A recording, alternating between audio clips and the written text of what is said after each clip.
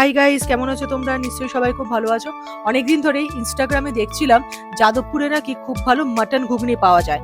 সেটাই আজ এক্সপ্লোর করতে চলে এসেছি যাদবপুরের শাহ ফুড সেন্টারে। এই দোকানটা রানীকুঠি এবং বিজয়গড়ের যেখানে অটো স্ট্যান্ড তার একদম পাশেই। পার্সেলেরও ব্যবস্থা আছে।